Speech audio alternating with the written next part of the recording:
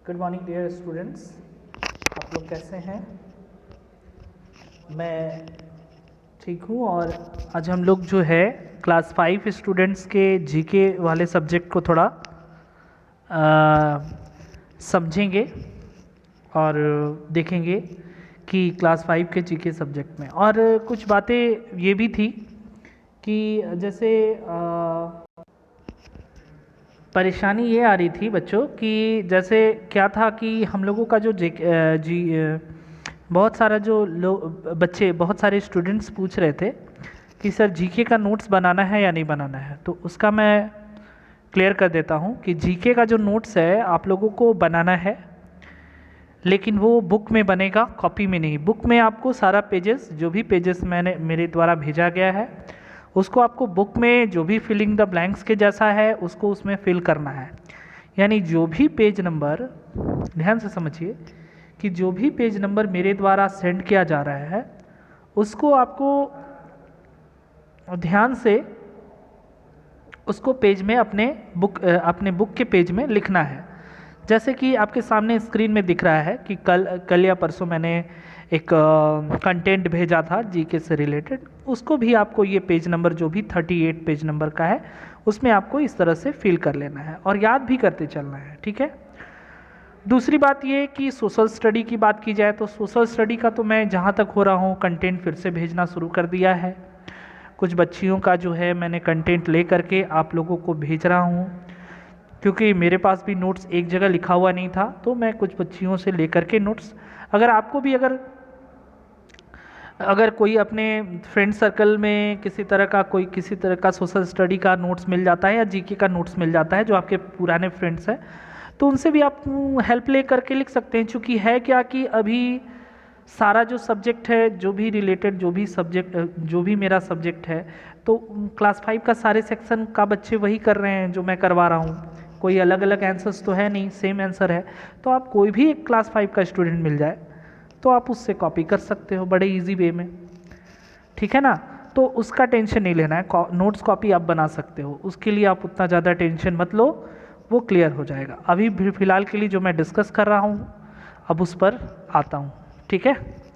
Late us we have to stand understanding the page number 38 of GK, the moulded metals. हम लोगों को यहाँ पर मोल्डेड मेटल्स के बारे में कुछ बातें की गई है। मोल्डेड मेटल्स यानी कि धातुओं का प्रयोग करके उसको बदल करके एक आकार, एक निश्चित आयतन देना।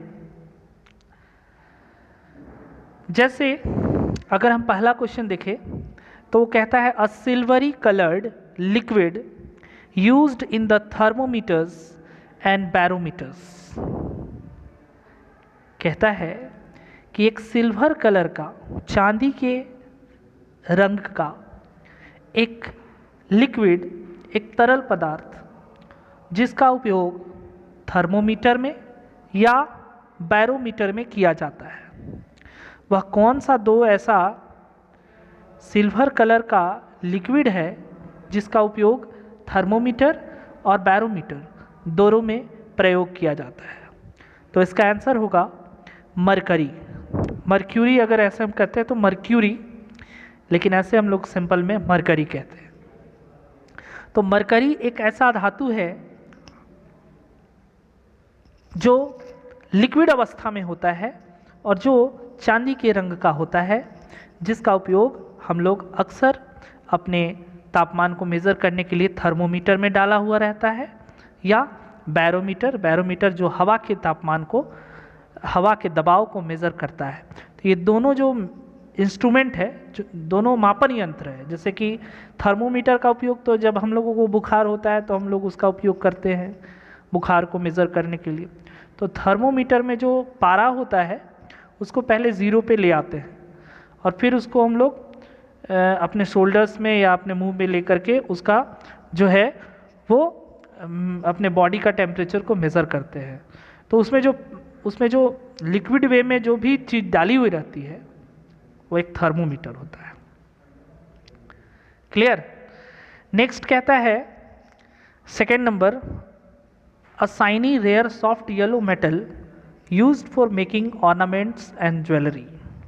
ठीक है, अगर हम थोड़ा जूम करके देखें, एक शाइनी, एक चमकीला और एक मुलायम पीले रंग का धातु जिसका उपयोग जो है वो गहने या ज्वेलरीज बनाने के लिए किए जाते हैं। तो वो क्या हो सकता है पीले रंग की धातु? वो है सोना, गोल्ड।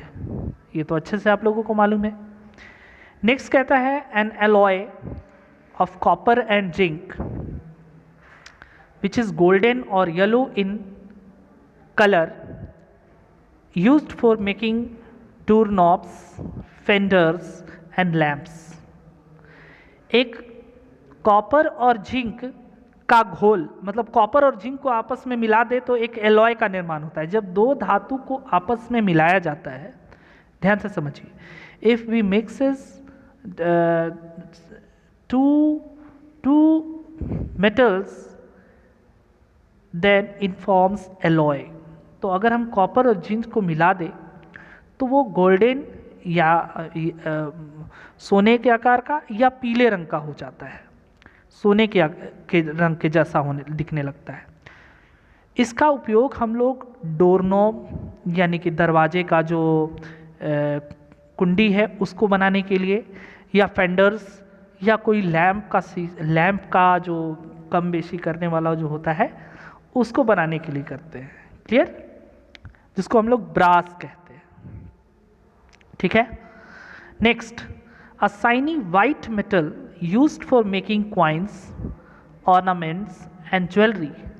एक चमकीला है ना, चमकीला उजला धातु जिसका उपयोग सिक्के, गहने या ज्वेलरी बनाने के लिए किए जाते हैं। ये इसकी काफ़ी ज़्यादा उच्च कीमत है, काफ़ी ज़्यादा कीमत है और ये काफ़ी महंगी धातु भी है, काफ़ी प्रीशियस मेटल है। तो अगर हम इसका नाम देखें तो वो क्या हो सकता है? सिल्वर, चांदी, है ना। चांदी जो है वो आपका बहुत ही प्रीशियस धातु है। नेक्स्ट अगर चलेंगे तो है अ रेड ब्राउन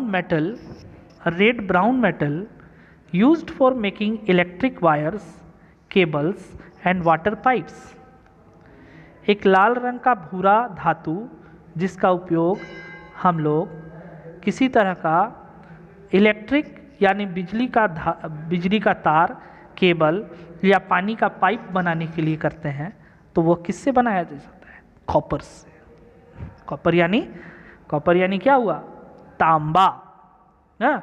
कॉपर एक ऐसा धातु है जो लाल और भूरे रंग का धातु है जिसका उपयोग हम लोग ज़्यादातर इलेक्ट्रिक वायर, बिजली का तार या कोई केबल या वाटर पाइप बनाने के लिए करते हैं ना। नेक्स्ट 6 नंबर कहता है अ ब्लू वाइट मेटल, एक नीले रंग का उजला धातु which is very light and a good conductor of heat. एक नीले उजले रंग का धातु जो बहुत ही ज़्यादा हल्का और बहुत ही अच्छा कंडक्टर होता है हीट का, यानी कि अगर उस पर इलेक्ट्रिसिटी रन कराया जाए तो बड़े ही आसानी से वो रन करता है, बड़े ही सुंदर तरीके से वो रन करता है। तो उसको हम लोग क्या कह सकते हैं? हाँ, very light and good conductor of heat and electricity is used for making cans, pens and fuel, that is called aluminium, है ना। अल्युमिनियम क्या होता है? अल्युमिनियम एक ऐसा धातु है जो नीले और उजले रंग की धातु होती है, जो बहुत हल्की होती है। आपको मालूम है कि अल्युमिनियम जो धातु होता है उसका उपयोग बर्तन बनाने के लिए, उसका उपयोग हम लोग किसी तरह का जो है वो दरवाजे में भी उपयोग करते हैं आजकल, और हम लोग ज़्यादातर जो है एरोप्लेन, हवाई जहाज़ पे इसका उपयोग करते हैं। आगे, a common metal found in the earth crust, एक साधारण धातु जो हमारे पृथ्वी के क्रस्ट, एक लेयर है पृथ्वी का क्रस्ट, उसमें पाया जाता है। यह काफ़ी ज़्यादा गर्म होता है और जब तक ये लिक्विड ना हो जाए तब तक ये काफ़ी हार्ड होता है, इसको हम लोग निकालने के लिए ब्रस्टिंग यानी कि हम लोग क्या कहते हैं, विस्फोट करके उसको पत्थरों को तोड़ते हैं। को पता है कि तोड़ करके फिर हम लोग इसको निकालते हैं, ठीक है। ये जो होता है use for making steel and machines, ठीक है। इसका उपयोग हम लोग कोई भी तरह का मशीन बनाने के लिए या स्टील का कोई भी बर्तन बनाने के लिए जो है वो आयरन का उपयोग करते हैं, लोहे का उपयोग करते हैं, ठीक है। नेक्स्ट है in the presence of air and water, हवा और पानी की उपस्थिति में आयरन फॉर्म्स रेड कंपाउंड्स। कहता है हवा और पानी की उपस्थिति में क्या होता है, लोहा पर जंग लग जाता है। रस्ट मतलब जंग लग जाना।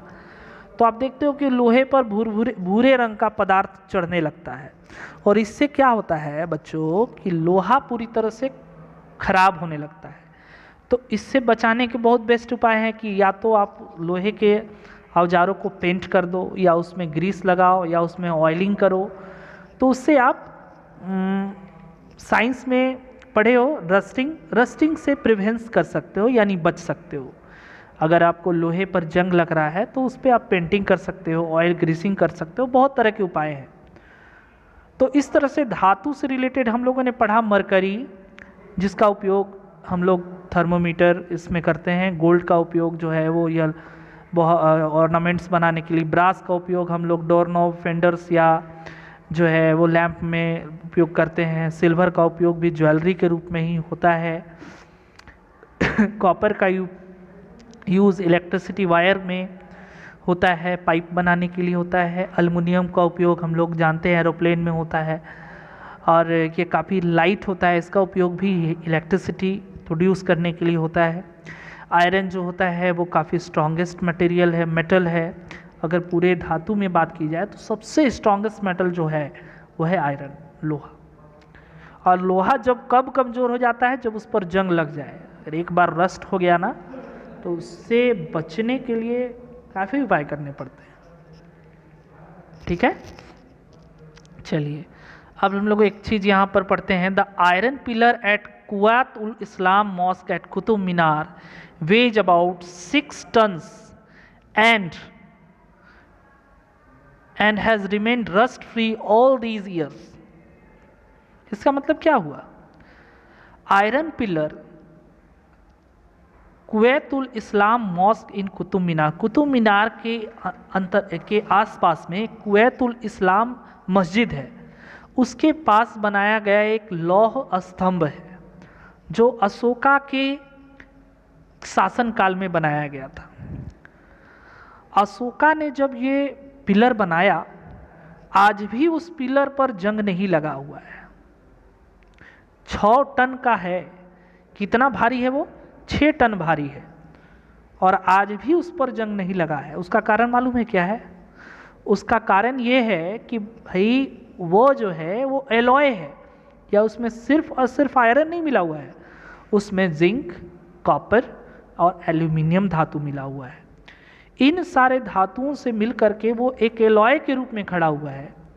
और जब इसमें वो चीज़ें मिल करके अगर लोहा सिर्फ प्योर अगर आयरन हो, तो उस पर जंग बैठ जाएगा, और प्योर आयरन अगर नहीं हो तो उसमें जंग नहीं बैठेगा। क्लियर है? तो इस तरह से आज भी ये इतना साल पुराना हो गया, इतने साल पुराना हो गए, लेकिन आज भी उस पर जंग नहीं लगा है। उसका कारण क्या है कि वो एक एलॉय है, उसमें और भी लोहे के साथ और भी मिक्सचर्स में किए गए, जिसके कारण वह उसमें जंग रस्ट फ्री है इतने सालों के बाद में। चलिए ये पेज तो डिस्कस हो गया। अब हमारा जो एक और पेज बचा है, वो पेज मैंने अभी सेंड नहीं किया है। वो पेज आई थिंक हम दिखा दे रहे हैं आप लोगों को। वो पेज है एक क्लास 5 का ही पेज है, वो अभी हम कुछ देर के बाद भेजेंगे। एक पेज ये वाला है, ठीक है। इसको हम डिस्कस अगले क्लास में कराएंगे। अगर हम लोग देखें तो पहचान सकते हो, उसको समझ सकते हो, लेकिन ये मोटे तौर पर अगले क्लास में हम लोग जीके के पेज नंबर 44 याद रखेंगे। 44 को हम लोग अगले क्लास में, ये कंटेंट भी नहीं भेजा हूँ तो ये कंटेंट आपको लीडिंग प्रोड्यूसर्स वाला अगले क्लास में सेंड कर देंगे, ठीक है ना। तो उससे आपको क्लियर हो जाएगा क्या है, ठीक है। तब तक के लिए thank you and have a nice day.